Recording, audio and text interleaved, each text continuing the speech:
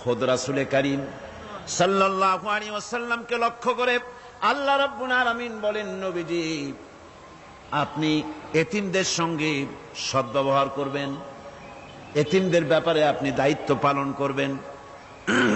কারণ হলো আপনিও তো এক সময় এতিম ছিলেন, এতিমের ব্যাপারে দায়িত্ব পালন করবেন। কোরআনে কারীমে রব্বুল আলামিন বলেন, আলাম ইয়াজিদকা ইয়াতীমান ফাআওয়া। ও নবী, আমি কি আপনাকে এতিম অবস্থায় পাই নাই? আর তারপরে আমি কি আপনাকে আশ্রয় প্রদান করিনি? আপনাকে আমি এতিম অবস্থায় পেয়েছি, এরপরে আপনাকে আশ্রয় দিয়েছি। রাসূল তো এতিমদের সরদার। পৃথিবীর কোন এতিম যেন বলতে না পারে, নবীজি আমার ব্যাপারে কি বলবেন, আমি তো এতিম মানুষ, আর তিনি আমার ব্যাপারে কিভাবে আমার দরদ বুঝবেন। নবীজিকে আল্লাহ পাক কেমন এতিম বানালেন, সমস্ত দুনিয়ার এতিমদের সরদার বানালেন। মায়ের পেটে যখন তিনি ছিলেন, 6 মাসের সময় মায়ের পেটে থাকাকালীন বাপের এতিম হয়ে গেলেন। যখন প্রসব বেদনা শুরু হয়েছে মায়ের, দুনিয়ায় যখন তিনি আসবেন, হযরতে আমেনা ঘরের ভিতরে বসে তার অবস্থাটা কি? এই সন্তান পৃথিবীতে আসতে পরে যিনি সবচাইতে বেশি খুশি হবেন, তিনি তো আজ দুনিয়ায় নাই। মনের ভিতরে কত কষ্ট। আল্লাহ রাব্বুল আলামিন তার হাবিবকে দুনিয়া আনলেন। রাসূলের দাদা ঘরের সামনে, তাঁবুর সামনে দাঁড়ায়া তায়েফ থেকে আগত সাদিয়া গোত্রের লোকদেরকে বলতেছেন, এই ঘরের ভিতরে একটা এতিম বাচ্চা আছে, বেশি টাকা কড়ি দেওয়া যাবে না, যদি দয়া হয় নিয়ে যাও। গরিব মানুষ, এতিম মানুষ দেখে শুনে কেউ আর নিতে চায় না। সবশেষে এলেন ভাগ্যবতী মেয়ে, ভাগ্যবতী মহিলা হযরতে হালিমাতুস সাদিয়া। তিনি এসেছেন, কোনো ছেলে পেলে পায় নাই, সকলের শেষে তিনি এসেছেন। আব্দুল মুত্তালিব বলছেন, এই ঘরের মধ্যে একটা এতিম বাচ্চা আছে, দয়া হলে নিয়ে যেতে পারো। তিনি স্বামীর সঙ্গে পরামর্শ করলেন, এরপরে বললেন, যদি দেখতে অন্তত ভালো হয়, মন যদি ভালো লাগে নিয়ে যাব, একেবারে খালি হাতে ফিরে যাওয়ার চাইতে তো ভালো। হযরতে হালিমা বলেন, আমি ঘরের মধ্যে প্রবেশ করলাম, মা আমেনার কোল থেকে শিশু মুহাম্মদ সাল্লাল্লাহু আলাইহি ওয়াসাল্লামকে যখন আমি কোলে নিলাম, আমি হুজুরের চেহারার দিকে নজর করে দেখলাম, আমার কাছে মনে হলো যেন পূর্ণিমার চাঁদটা আমার কোলে ধরা দিয়েছে। রাসূল কি, শিশু মুহাম্মদ সাল্লাল্লাহু আলাইহি ওয়াসাল্লাম কি, যখন নিয়ে বাড়ির দিকে রওনা হলাম, যে গাধা আমার সকলের পেছনে এসেছে, সেই গাধা এখন সকলের আগে ছুটে চলে যায়। এরপরে বাড়ি যখন নিয়ে গেলাম, কুয়ায় পানি বাড়লো, গাছে ফসল বাড়লো, খেজুর গাছে খেজুর বাড়তে লাগলো, জমিনে ফলন বেড়ে গেল। রাসূলের দুধ বোন সায়মা রাসূলকে নিয়ে মুহাম্মদ সাল্লাল্লাহু আলাইহি ওয়াসাল্লাম তাকে দোলনা নিয়ে দোল দিতেছে। কি আশ্চর্য অবস্থা! সায়মা তাকে দোল দিচ্ছে আর বলতেছে, বেঁচে থাকুক মুহাম্মদ সাল্লাল্লাহু আলাইহি ওয়াসাল্লাম, সে দীর্ঘজীবী হোক। কবি লিখতেছেন, কি আশ্চর্য কথা! বেদুইন বালিকা কারে নিয়ে দোল দেয় সে কি তা জানে? বিশ্বনবী মুহাম্মদ রাসূলুল্লাহ সাল্লাল্লাহু আলাইহি ওয়াসাল্লাম এভাবে এতিম অবস্থায় জীবন তার শুরু হলো। যখন তিনি ফিরে এলেন 6 বছর বয়সের সময়, যখন মায়ের কাছে তিনি ফিরে এসেছেন, প্রতিদিন তিনি খেলা দেখতে যান ময়দানে। ইতিহাসের মধ্যে লেখা হয়েছে, মা প্রতিদিন সন্ধ্যার সময় তাকে ফিরে পান। আজকে সন্ধ্যা হয়ে গেছে, শিশু মুহাম্মদ সাল্লাল্লাহু আলাইহি ওয়াসাল্লাম বাড়ি ফেরেন না। কারণ কি, কেন বাড়ি ফেরে না? সন্ধ্যার দিকে তিনি চলে গিয়েছেন পাহাড়িয়া ময়দানে, যে দেখেন ধুধু করতেছে চতুর্দিকে, সন্ধ্যা হয়ে গেছে, অন্ধকার হয়ে গেছে, কোনো ছেলে পেলে নাই, কেউ নাই। পাহাড়ের পাদদেশে বসে শিশু মুহাম্মদ সাল্লাল্লাহু আলাইহি ওয়াসাল্লাম কাঁদতেছেন। মা প্রশ্ন করলেন, বাবারে, সন্ধ্যা উত্তীর্ণ হয়ে গেল, কেন একা একা বসে বসে কাঁদো? তিনি বলছেন, মাজি, আজ কদিন খেলা দেখতে আসলাম ময়দানে। প্রতিদিন দেখি যখন সন্ধ্যা হয়ে যায়, মুরব্বী শ্রেণীর কিছু লোক আসে, ছেলেকে নাম ধরে ডাক দেয়, ছেলেরা দৌড়ে তারা বাবার কাছে চলে যায়, আর বাবা ছেলেকে কোলে নিয়ে মুখে চুমা দিয়ে বাড়ির দিকে নিয়ে যায়। আমি আজ কদিন পর্যন্ত এই ময়দানে এলাম, কোনদিন সন্ধ্যাবেলায় তো কেউ এসে আমাকে মোহাম্মদ বলে একটা ডাক দিল না। আমার আব্বা কি নাই?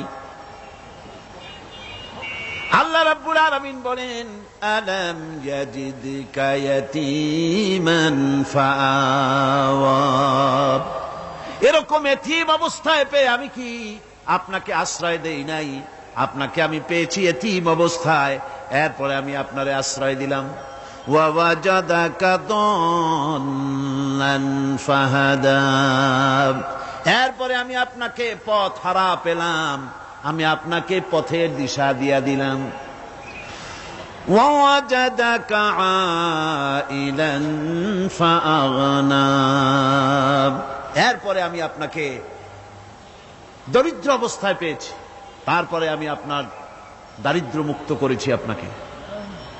সুতরাং ফাআম্মাল ইয়াতীমা ফালা তাকহার ওয়া আম্মাস সাইলা ফালা তানহার ওয়া আম্মা বিনি'মাতি রাব্বিকা ফাহাদ্দিস। সুতরাং নবী, এতিমের প্রতি নির্মম ব্যবহার করো না, এতিমের প্রতি ভালো ব্যবহার করো, নির্মমতা দেখাইও না। আর ভিক্ষুকতে ধমক দিও না, রূঢ়তা দেখিও না, আর আল্লাহর নিয়ামতের প্রশংসা করো। বহুত মানুষ আছে এতিমরে গলায় ধাক্কা দেয়। মানুষ যখন ভিক্ষা নিতে আসে, গরিব মানুষ ভিক্ষা চাইতে আসছে, ওই মেয়ে আত্মাহিত জানো, দোয়া কুনুত জানো, বাড়ি যেয়ে কাজ করবা, এই সব আজে বাজে কথা বলিয়া ভিক্ষা দেয় না। সাইলকে ধমক দিতে রাসূল করিম সাল্লাল্লাহু আলাইহি ওয়াসাল্লাম নিষেধ করেছেন, সাইলকে ধমক দিও না।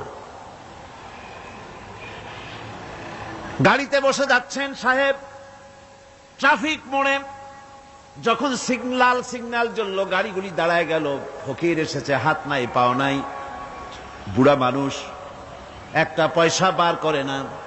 আবার এই মানুষটি ওই ফকিরকে ধমক দিয়া বার করে দিল। এরপরে এই লোকটি যখন কোন মাজারের কাছে পৌঁছে গেল, 500 টাকার কড়কড়ে নোটটা ফেলে দিল। বলেন টাকা দরকার কার? মরা মানুষের না জিন্দা মানুষের? কার দরকার? যার টাকা দরকার ছিল তারে দেওয়া হলো না, যার দরকার নাই তারে দেওয়া হলো।